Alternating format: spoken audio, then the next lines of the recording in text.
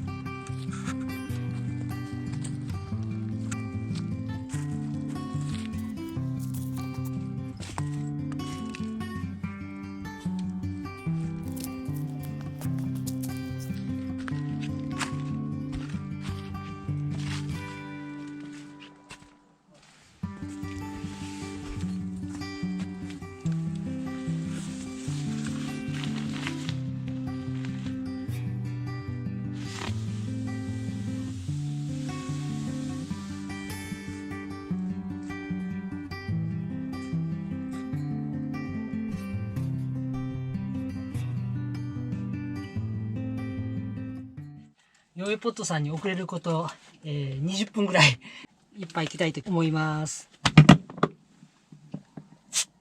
よいしょ。いただきます。お疲れ。お疲れ。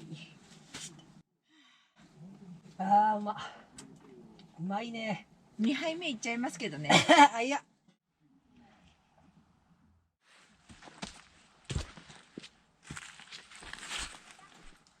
くわー、たまらんな、この映像。